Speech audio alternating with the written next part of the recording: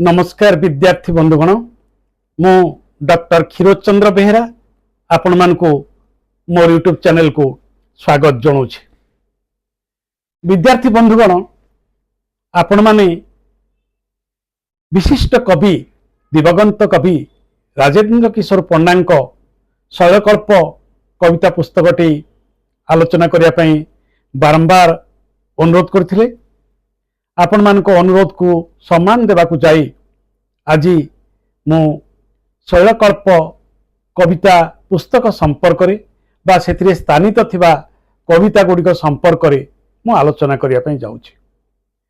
शैलकल्प कविता पुस्तकटी राजेन्द्र किशोर पंडा बहुत चर्चित पुस्तक, बहुत चर्चित काव्य पुस्तक, कविता पुस्तक।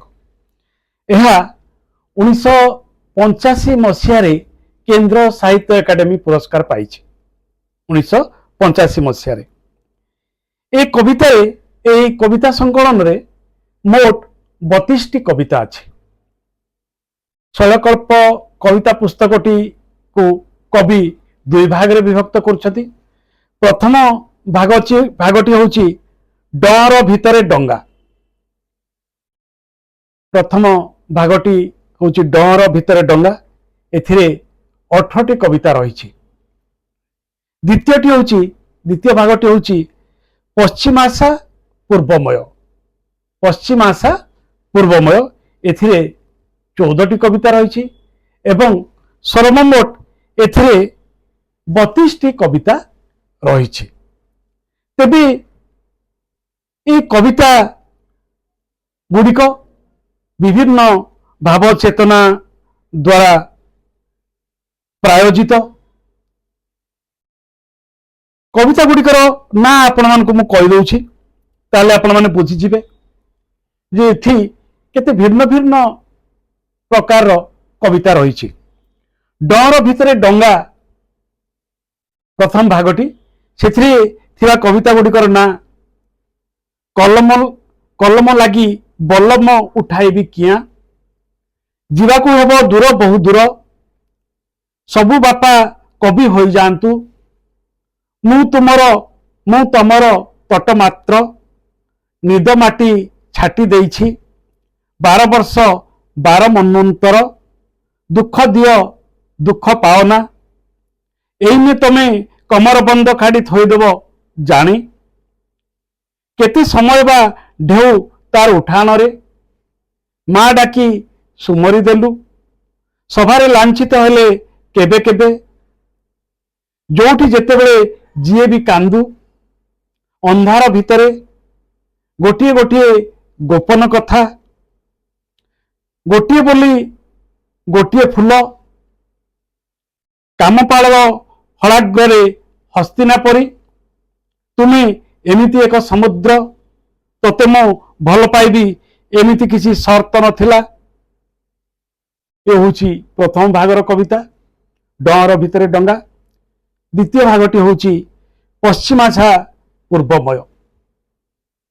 क्षेत्र थिबा कविता गुड़िकर ना होची विधि विद्या विक्रम रे तरंगित कर दियो सबु जल स्तर, एमिति फूल मु देखि नाही, अंध होइतिले तीव्रतर हुए स्पर्श ज्ञान, जिया आत्मा परी कोमल, ना उत्तर नाही एकाकित्वर शिखर रु कवि,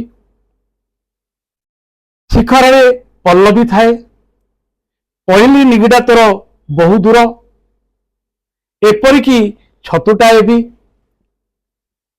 इच्छा शक्ति प्रबल तुमर, रोकना जीवाकू दियो, उठू उठू खनित्र प्रहार करे माटीर कौठी, या परे मोर अवसान। ये होची 32टी कवितार शीर्षक। एबे आसंतु कविता पुस्तकर शीर्षकटी को जानिबा जे शैलकल्प माने कौन।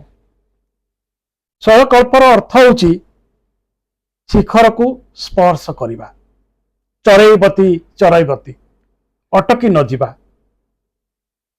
शिखर बहु प्रकार रही, जीवन संसार ଭିନ୍ନ ଭିନ୍ନ ବ୍ୟକ୍ତିର ପାଇଁ ଶିଖରର ସଂଜ୍ଞା ଭିନ୍ନ ଭିନ୍ନ। ଶିଖରକୁ ଯିଏ ସ୍ପର୍ଶ କରିଥିଲେ ସେ ହେଉଛନ୍ତି ଯୁଧିଷ୍ଠିର। ହିମାଳୟର ଶୃଙ୍ଗକୁ ସେ ପହଞ୍ଚିଥିଲେ, ସେଇଠୁ ସେ ସ୍ୱର୍ଗରେ ପହଞ୍ଚିଥିଲେ ହିମାଳୟର ଯାତ୍ରା ଦେଇକି। ଶିଖର, ଶିଖର ପୁରୁଷ। ସେହିପରି ଏକ କାମନା ପ୍ରତ୍ୟେକ ବ୍ୟକ୍ତି ମନରେ ଥାଏ। ଶୈଳକଳ୍ପର ଭାବନା ପ୍ରତ୍ୟେକ ବ୍ୟକ୍ତି ମନରେ ଥାଏ। ଶୈଳ ଏଠି ଶିଖର, ଶୀର୍ଷତମ ବିନ୍ଦୁ। ଏ କଥା ବାରମ୍ବାର ଏଠି କୁହାଯାଉଛି, ବିଭିନ୍ନ କବିତାରେ ସେ କଥା କୁହାଯାଉଛି ଏବଂ ଏହାକୁ ସେ ଆହୁରି ବିସ୍ତୃତ ଭାବରେ, ଏଇ ଯୋଉ ଶୈଳକଳ୍ପର ଅର୍ଥ ବିସ୍ତୃତ ଭାବରେ ସେ ତାଙ୍କର ଉତ୍ସର୍ଗ ପତ୍ରରେ କହୁଛନ୍ତି ପ୍ରଥମେ। ଯଦି ଆପଣମାନେ ସେଇଠି ପଢିବେ ତାହେଲେ ଶୈଳକଳ୍ପର ଅର୍ଥଟି ଭଲ ଭାବରେ ବୁଝିପାରିବେ। ତେବେ ଶୈଳକଳ୍ପର ସେ ଏକ ଭିନ୍ନ ବକ୍ତବ୍ୟ ଉପସ୍ଥାପନ କରୁଛନ୍ତି। ରାଜେନ୍ଦ୍ର କିଶୋର ପଣ୍ଡା ତାଙ୍କର ନିଜସ୍ୱ ବିଶିଷ୍ଟତା ନିମିତ୍ତ ସେ ଖ୍ୟାତ। ତାଙ୍କର ଏକ ଦୁର୍ଲଭ କବିପଣ ରହିଛି, ଦୁର୍ଲଭ ଶବ୍ଦ ପ୍ରୟୋଗରେ ଗୋଟେ ସମ୍ଭ୍ରମତା ରହିଛି, ଭାବରେ ଗୋଟେ ଉଦାତ୍ତ ରହିଛି, କଳ୍ପନା ତାଙ୍କର ଦିଗନ୍ତ ବିସ୍ତାରୀ। ସେ ଏକତ୍ର ମିଥ୍, ପ୍ରତୀକ, ଆର୍କିଟାଇପ୍ ସବୁକୁ ଏକତ୍ର କରିଦିଅନ୍ତି। ପୁରାଣ କଳ୍ପ ସବୁ ଏକତ୍ର, ଭିନ୍ନ ଭିନ୍ନ ନାହିଁ। ଲୋକବିଦ୍ୟା, ଲୋକଜ୍ଞାନ, ଲୋକ ପରମ୍ପରା, ସଂସ୍କୃତି, ପୁରାଣ ଜ୍ଞାନ, ବେଦ, ଉପନିଷଦ ସମସ୍ତ ଚିନ୍ତନକୁ ସେ ଏକତ୍ର ଥୋଇ ଦେଇ ଗୋଟେ କାବ୍ୟ ଭାବ ନିର୍ମାଣ କରନ୍ତି। ଏ କଥାଟି ବୁଝିବା ହିଁ ପଡିବ। ତେଣୁ ତାଙ୍କ କବିତା ଯଦି ଆପଣମାନେ ପଢୁଛନ୍ତି ତାହେଲେ ତାହା ଅସୀମ ତାହାର ଭାବ। ରାଜେନ୍ଦ୍ର କିଶୋର ପଣ୍ଡାଙ୍କ କବିତାର ଭାବ ଦ୍ୟୋତନା ଅସୀମ, ଅପରିସୀମ। ତାକୁ ଶୃଙ୍ଖଳିତ ଭାବରେ ଧରି ରଖି ହବନି। ଆପଣଙ୍କର କାବ୍ୟ ଭାବନା ଯେତେ ପ୍ରସାରିତ ହବ, ରାଜେନ୍ଦ୍ର କିଶୋର ପଣ୍ଡାଙ୍କ କବିତା ଆପଣଙ୍କୁ ସେତିକି ଦୂରକୁ ଦୂରକୁ ଦୂରକୁ ନେଇଯିବ। ଭୂମା ବିସ୍ତାରୀ, ବ୍ରହ୍ମାଣ୍ଡ ବିସ୍ତାର। ସେ ସମଗ୍ର ବ୍ରହ୍ମାଣ୍ଡକୁ ଗୋଟିଏ ମୁଠିରେ ଧରି ରଖିପାରନ୍ତି ତାଙ୍କ କବିତା ଭିତରେ। ତେଣୁ ଆପଣମାନେ ଯଦି କୋଉଠି ଭାବି ନେବେ ଯେ ମୁଁ କାଳେ ଭୁଲ ଭାବରେ ଗ୍ରହଣ କଲେ କି, ଅନେକ ସମୟରେ ତାହା ହିଁ ହେବ। ଜଣେ କବି ଯେଉଁ ଉଦ୍ଦେଶ୍ୟରେ ଶବ୍ଦମାନଙ୍କୁ ପ୍ରୟୋଗ କରିଛି ଆପଣ ଯେ ଠିକ ଅନୁରୂପ ଭାବରେ ବୁଝିପାରିବେ ସେମିତି ନୁହେଁ। ପାଠକ ତାର ନିଜ ନିଜ ଅବବୋଧ ନେଇ ଆଧୁନିକ କବିତାକୁ ବୁଝେ। ସେଥିପାଇଁ ଆଧୁନିକ ସାହିତ୍ୟକୁ କୃତି ନ କୁହାଯାଇ ଟେକ୍ସଟ ବା ପାଠ କୁହାଯାଏ। ପାଠର ଅର୍ଥ ହେଉଛି ଯେ ତାହାର ଅର୍ଥ ପାଠକାଶ୍ରୟୀ। ଟେକ୍ସଟ ବା ପାଠର ଅର୍ଥ ହେଉଛି ଯେ ସେଇ ପାଠଟି ପଢିବ, ଯୋଉ ଟେକ୍ସଟ ସେ ପଢୁଛି ତାହାର ଅର୍ଥ ସେ ନିଜେ ନିର୍ମାଣ କରିବ। କବି ବା ଲେଖକ ନିର୍ମାଣ କରିବେ ନାହିଁ। ଲେଖକ ତାଙ୍କୁ ସୂଚନା ନେବେ, ସେଇ ଜଗତକୁ ନେଇଯିବେ। ସେଇ ଜଗତକୁ ନେଇଗଲା ପରେ ତାର ଅନୁଭବର, ପାଠକ ନିଜର ଅନୁଭବର ସାନ୍ଦ୍ରତା ନେଇ ସେ ବିଷୟଟିକୁ ସେ ବୁଝିବ। ତେଣୁ କବି ବା ଲେଖକ ଯେଉଁ ଅର୍ଥରେ, ଯେଉଁ ଭାବରେ ସେ କବିତାଟିକୁ ଲେଖିଛନ୍ତି, ଆପଣ ଯେ ଠିକ ସେଇ ଭାବଟି ନେଇ କବିତାଟିକୁ ବୁଝିବେ ବା ବୁଝିପାରିବେ ସେମିତି କିଛି ସମ୍ଭାବନା ନଥାଏ। ତେଣୁ ଆପଣମାନେ ନିଜସ୍ୱ ଦୃଷ୍ଟିକୋଣ ନେଇ, ନିଜସ୍ୱ ଅନୁଭବ ନେଇ କବିତାକୁ ବୁଝିବେ ଓ ତାକୁ ଆଲୋଚନା କରିବେ। ଏବେ ଆସନ୍ତୁ ଶୈଳକଳ୍ପ ସମ୍ପର୍କରେ କବି କଣ କହିଛନ୍ତି। ସେ କହୁଛନ୍ତି, ଗୋଟିଏ ଗୋଟିଏ ଭୂମି ଆସେ ଜୀବନରେ, ଯେତେବେଳେ ପହଞ୍ଚି ଯିବାର ବିଭ୍ରମ ଜାଗେ ଅର୍ଦ୍ଧ ପଥରେ। ତେଣୁ ଗୋଟିଏ ଗୋଟିଏ ଭୂମି ଆସେ ଜୀବନରେ, ଗୋଟେ ଗୋଟେ ସୋପାନ ଅଛି, ଗୋଟେ ଗୋଟେ ପର୍ଯ୍ୟାୟ ଆସେ, ଗୋଟେ ଗୋଟେ ସମୟ ଆସେ ଯେତେବେଳେ ମନେ ହୁଏ ଯେ ମୁଁ ଶିଖରରେ ପହଞ୍ଚିଗଲି, ମୁଁ ସଫଳତାର ଶୀର୍ଷ ଦେଶରେ ପହଞ୍ଚିଗଲି। କିନ୍ତୁ ପ୍ରକୃତିରେ ତାହା ଅଧା ପଥ, ଅଧା ରାସ୍ତାରେ ଆପଣ ସେମିତି ଗୋଟେ ଅନୁଭବ କରିବେ। ତେଣୁ ସେଇଟା ହିଁ ବିଭ୍ରମ, ସେଇଟା ହିଁ ମାୟା, ସେଇଟା ହିଁ ପୃଥିବୀର ମାୟାଜାଲ। এই ମାୟାକୁ, এই ଇଲୁଜନକୁ ए इल्यूजन को जीवनर माया को समाजर माया को ए शैलकल्प विस्तारित भावे कवि वर्णना कर विभिन्न दृष्टिकोण विभिन्न भाव तेणु से कहते से मायाभूमि दिशी जाए शिखर आउ दिशी जाए सुगभीर तल वितल से अर्ध भितर अर्ध रास्तार अधा पथर आपण दुईटी दृश्य देखिपारे कौन गोटे शिखर को देखिपारे आ गोटे वितल को देखिपारे तलर वितल को सुगभीर स्तर को देखिपारे अर्थात आपण अतीत को देखिपारे जहा वितल आपण भविष्य को देखिपारे जहा शैलकल्प जहा शिखर तेणु अतीत भविष्यत ता भितरे छंदी होता है वर्तमान तेणु वर्तमान रे थाई कवि अतीत को भी देखुंट भविष्य को भी देखुंट एवं ताहा होछि अर्थपथ एवं ताहा को से कहते मायाभूमि तेणु ये पृथ्वी एक मायाभूमि घट कथा कहते ये घट शब्दर भी व्यवहार होती से शरीर को जो घट कह जाए घट भांगी जाए माटीपात्र घट शरीर को घट कह जाए से मायाभूमि दिशी जाए शिखर आउ दिशी जाए सुगभीर तल वितल द्विधा विभक्त हो माड़ी जाए मु सेतेबेले अलौकिक गोटे पक्षी आउ प्रखर गोटे गिरी निर्झर परी उत्थान आउ पतन उभय आड़े समान बेगरे तेणु केतेबेले गोटे अलौकिक पक्षी तो आउ केतेबेले गोटे गिरी निर्झर एवं उत्थान और पतन या ही होची जीवन या ही होची मायाभूमि उत्थान पतन उठफड़ भितरे जो बंचिबार जीवन से जीवन बंचिबार कथा कहते तेणु तांकर प्रथम कविताटी मु आपन पढ़ी की सुनाऊँ कलम लगी बलम उठाइबी किहा जोठी कलम आवश्यकता अच्छी जोटी कालीर आवश्यकता अच्छी सेठी रक्तर आवश्यकता नहीं सेठी युद्धर आवश्यकता नहीं सेठी तरबार आवश्यकता नहीं तेणु कविंकर अति अस्थिवादी चेतना पॉजिटिव थिंकिंग अस्थिवादी चेतना नकारात्मक नुहे सकारात्मक चिंतन मानववादी चिंतन एथिरे प्रकाश पाउची प्रथम कविताटी जहा होची तांको शैलकल्प कविता संकलनर भूमि जहा जो भूमि उपरे थाई से शैलकल्प कविता गुड़िक संयोजित करचंदी तार प्राथमिक द्वारटी होची कलम लगी बलम उठाइबी क्या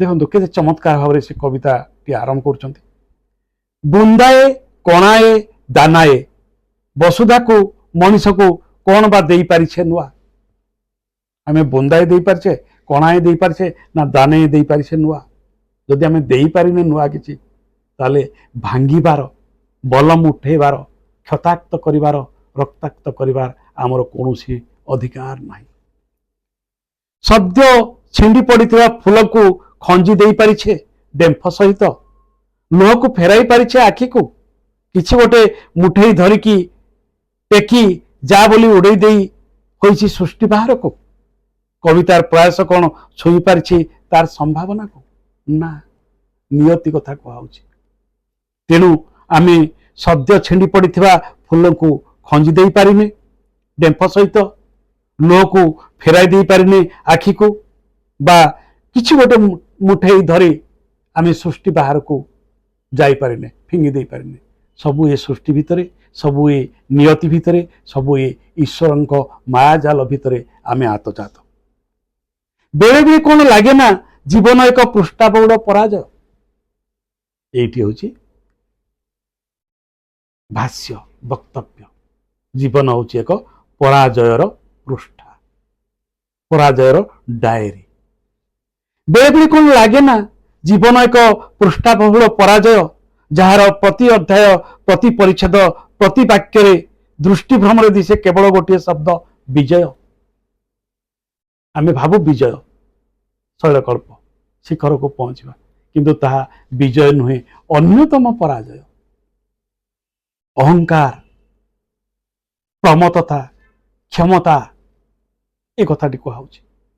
ମଣିଷର ବ୍ୟକ୍ତି ସ୍ୱାର୍ଥ, ବ୍ୟକ୍ତି ଅହଙ୍କାର, ମୁଁ ସବୁ କିଛି ପାଇଯାଇଛି, ମୁଁ ସବୁ କିଛି ପାଇଯିବି, ସବୁ କିଛି ପାଇପାରିବି, এই ଯୋଉ ଅହଙ୍କାର ପ୍ରମତ୍ତତା ତାର ବିରୁଦ୍ଧାଚରଣ, ନିୟତିର ବିରୁଦ୍ଧାଚରଣ, କବିତ୍ୱର ବିରୁଦ୍ଧାଚରଣ।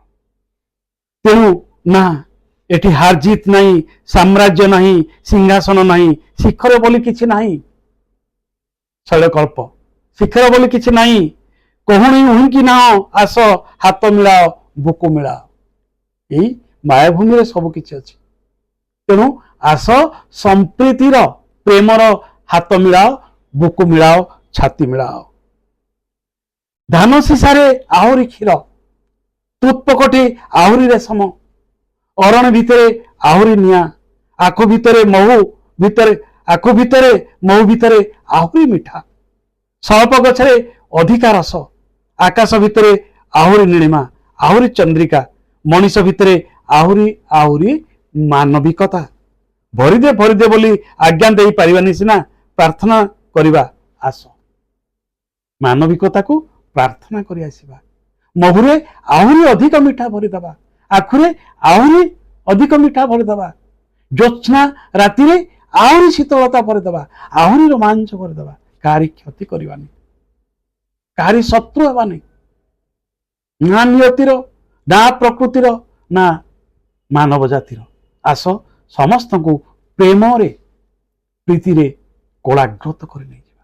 ଏ ଦେଖନ୍ତୁ ଗୋଟେ କବିର ଭାବନା କେତେ ଉଚ୍ଚତର ଭାବନା, ଇଏ କାଳିଦାସଙ୍କର ଭାବନା, ଇଏ ମାଘଙ୍କ ଭାବନା, ଇଏ ଭରତଙ୍କ ଭାବନା, ଇଏ ସମଗ୍ର ବିଶ୍ୱ କଲ୍ୟାଣର ଭାବନା। ତେଣୁ ଗୋଟେ ବିଶ୍ୱ କଲ୍ୟାଣର କଥା, ମାନବ ଜାତିର କଥା, ମାନବ ଜାତିର ଗାଥା କବି ରାଜେନ୍ଦ୍ର କିଶୋର ପଣ୍ଡା ଶୈଳକଳ୍ପ କବିତାରେ ଉଚ୍ଚାରଣ କରୁଛନ୍ତି। କଲମ ନଇଁଗଲେ ବଲମ ଉଠାଇବ କିଆ? ଯଦି କଲମ ନଇଁଗଲା ତା ବୋଲି ତମେ କଣ ତର ମାରି ଉଠେଇଦବ? ନା, ସେ ଧୃଷ୍ଟତା କର ନାହିଁ। ସ୍ୱେଚ୍ଛାରେ ଜଳେ ଆଉ ନିଭିଯାଏ ଭିତର ନିଆଁ। କବିତା ଯୁଦ୍ଧ ନୁହେଁ, ପ୍ରେମ। ମନେ ରଖିବେ, କବିତା ଯୁଦ୍ଧ ନୁହେଁ, ପ୍ରେମ। ଖେଳ ଆମ ଆରୋହଣ ନୁହେଁ, ରିଲେ। ଆମେ ଆଗକୁ ଉଠୁନେ, ଆରୋହଣ କରୁନେ, ପ୍ରତିଯୋଗିତା କରୁନେ, ଆମେ ଗୋଟେ ରିଲେ ରେସ୍।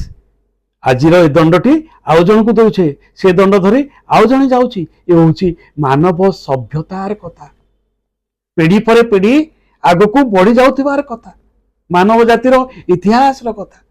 ତେଣୁ କବିତା ଭିତରେ ମାନବ ଜାତିର କଲ୍ୟାଣର କଥା ରହିଛି, ରିଲେ ରେସ୍ ରହିଛି।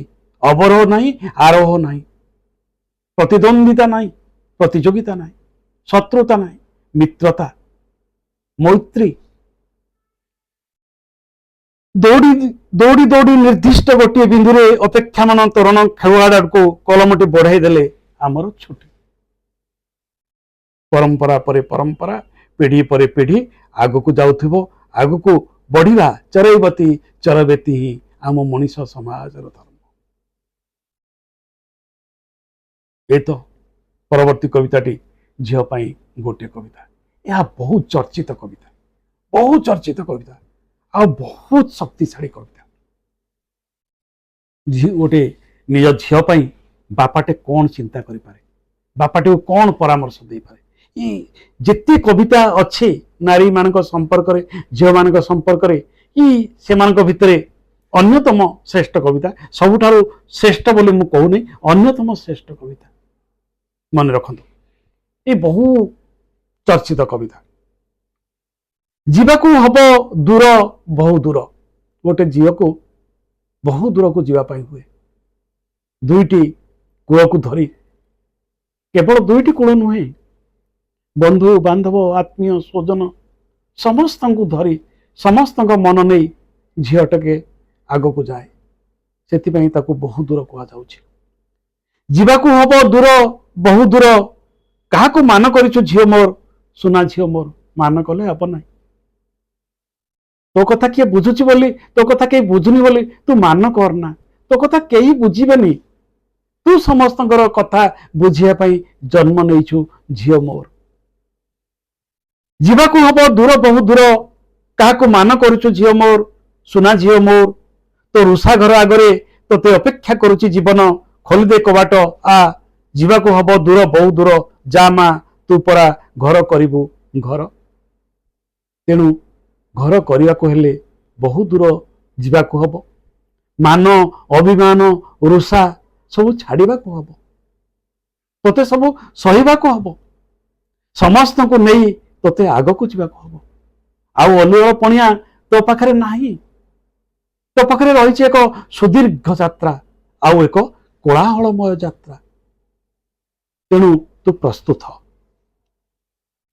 एठी से धाड़ी आसुछि कल्पवृक्ष हबी बोली कल्पवृक्ष हेली बोली भाभी नेबाटाई प्राय कल्पवृक्ष हवा भाभी नेबू केते संक्षिप्त भाव केते महत् उदाहत कथाटे कह जाउछि कल्पवृक्ष हेली बोली भाभी नेबाटाई प्राय कल्पवृक्ष हवा तेणु तू भाविने जे तू कल्पवृक्ष कल्पवृक्षटी कौन जो वृक्षटी समस्त कल्पना को समस्त आशा पूरण करिଥାଏ तेणु हे झियो तू जने कल्पवृक्ष तू समस्त आशा पूरण करिबु लाज करी बुधा परी मोदी सांकुटी जाई कुजी होई रहिबु काहेकि ना कुजी होई रहना सांकुटी होई रहना विस्तारित होई जा पल्लवित होई जा डाल पत्र केना सब मेली दे छुआ बाजिया मात्र के ठिया हबु सीधा होई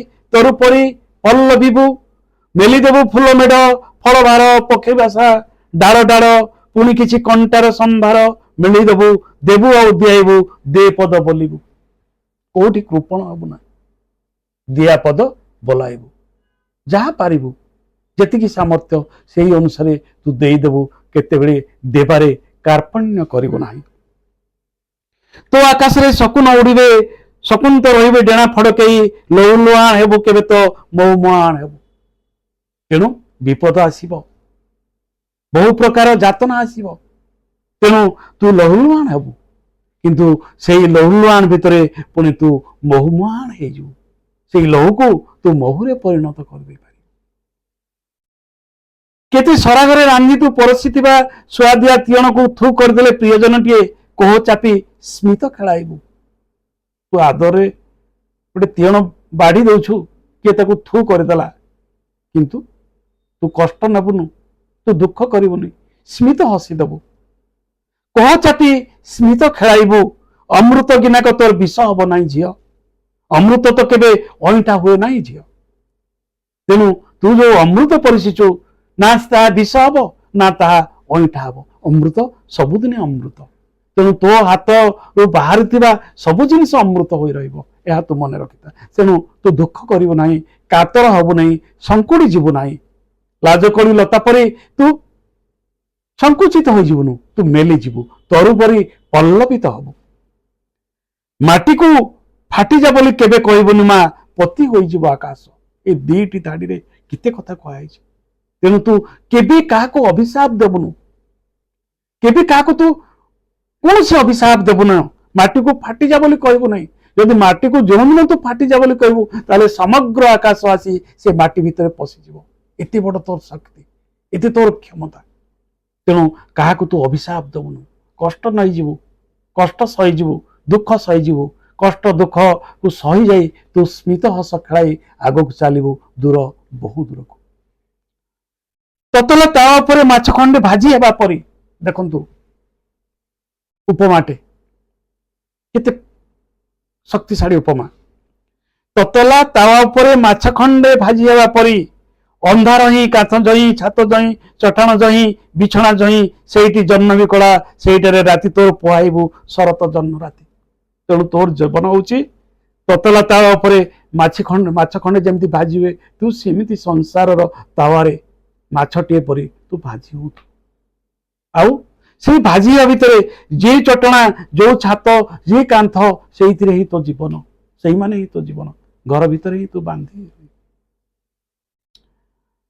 पाहांतरे निदमड़ आखिरे बगीचा को आसी देखिबु कार्पुणी कोणरे उर्णा जल बिंदु बिंदु शिशिर प्रतिटी बुंदे झलमल सूर्यंबीम श्री श्री पवन रे सिरी गला जाल भाबु भाबु निघा पड़ीज शिकार शिकार रत रत्न बुढ़ियाणी उपरे माया घनघरे संसार बड़ विचित्र मा छटपट पतंगटिया भितर निजको थापी अनुभव करी जानबू तू सिहरी उठुचु जंत्रण जेतिकी उल्लास तो तधिक बुढ़ियाणी जाल जोटी सौंदर्य रही जोटी सुकुमार रही जोटी उद्भास रही सेठी रही बुढ़ियाणी जाल आउ से बुढ़ियाणी जाल पकेटी पड़ जाए तेणु तू भी से बुढ़ियाणी जाल छंदी हो किंतु से तू भय करू ना सतके शरत थी बुढ़ी हबू ना झील तू केबे बुढ़ी हबू ना संपाकटा करबुनी निजको नुहे कि नियति की नुहे केते झिन केते सूक्ष्म तोर जीवन उभय जीव कविता चहली जीव मिलई जीव स्वप्न दारुणतम दुखरे भी माटी को फाटी जा बोली कहबुनी माँ पति होई जीव आकाश बरं जदि पारु पन्नामय होई जीव निजको टिके उखारी देबू निजको टिके कष्ट देकी उखारी देकी तू पन्नामय होई जीव समस्त को क्षीर रूपक अमृत वितरण करिवु किंतु केबे भी माटी को फाटी जा बोली कहबू नहीं अंधार घनी पाषाण होई विदीर्ण हो गले सिंदूर आकाश रे फेंजरा फाटिबा दृश्य तेणु तू जदि भाबुथुबु जे तोर जीवन रे केवल कला राति अमावास्या राति ना ना सूर्योदय हब सकाळ आसीबो पंजरा फाटिबार दृश्य तू निश्चय देखिबु माटी को फाटी जा बोली केबे कहबुनु झियो बरं तू देवकी परी निजे फाटी जीवु ईश्वर जन्म पाई द्वार खोली देबु मित देखो केते केते को कथार आसिक शेष सी गोटे पुराण कल्प शेष कर देवकी झील को देवकी बोली कहते एवं द्वार खोलीदेबू द्वार खोलीदेला बेले किए किए आसबे श्रीकृष्ण आसबे भगवान आसबे तो पाख केते बेले द्वार बंद करबुनी केबे माटी को फाटी जा बोली कहबुनी ये हूँ चमत्कार कविता आ गोटे कविता अच्छी शिशु यही कविता पढ़ी मु शेष करी जदि आपण मैंने कहे ताहले मु आउ किछि कविता परवर्ती अध्याय रे आलोचना करी सबु बापा कवि हो जातु लेउटी आसतु सबु मला लोक गोटे शिशुर अभिलाष यही सुंदरिया पृथ्वी को मन मनासी किए के जानी शिशुटी ही होइतिबो से आउ मेलिदेले तार पाटीर पाकोड़ा निश्चय दृश्य होतुबो विश्वरूप फेर आसीगला मिथ विश्वरूप गोटे शब्द भितर गोटे मिथ को पुराण कल्प को से नहीं आउछन्ते ए कथा परीक्षा क्षेत्र में लिखिबे एमिति अनेक शिशु थिबे एमिति अनेक शिशु थिबे जे ना सभी एमिति के जानी केते जन शिशु को पाटी मेली देखिच बा तुंबे माने पाठके केते बेले रुंदी दिए केते बेले खोली पकाए द्वार शिशु इच्छा जन्मर बर पाई थाए हुए तो मृत्यु तार प्रतिपक्ष मृत्यु भारी डरे भ्रूण को नवजात को तेणु ये हूँ शिशु मृत्यु भारी डरे भ्रूण को नवजात तेणु शिशु को गोटे मृत्युंजय भाव से देखुं देव शिशु भाव देखुं जीवन को केते गभीर भाव से भल पाँच विभिन्न जीवन विभिन्न पर्यायर कथा विभिन्न भाव कथा विभिन्न उत्थान पतनर कथा ये कविता संकलनटी रही गोटे समकालीन चिंतन विश्व चिंतन ये कविता पुस्तक अंकित होईछि सेथिपाई ये कविता पुस्तकटी खूब चर्चित होईछि विद्यार्थी बंधुगण ये एक बहु चर्चित कविता पुस्तक एथिरे प्रत्येकटी कविता रही भरपूर भाव प्रवणता भरपूर भाव प्रवणता आध्यात्मिकता रही ऐतिहासिकता रही पुराण कल्प रही मुक्ति भावना रही भूमा ब्रह्मांड समस्त कथा रही जीवन वास्तव छवि रही ये समस्त सामग्रिक चेतना को अद्वितीय कला कौशल रे कवि राजेंद्र किशोर पंडा तांकर शैलकल्प रे आंकी तेणु आमे ताको परवर्ती पर्यायर आउ अधिक भाव में आलोचना करिया वर्तमान एठी एतकी रहउची नमस्कार धन्यवाद।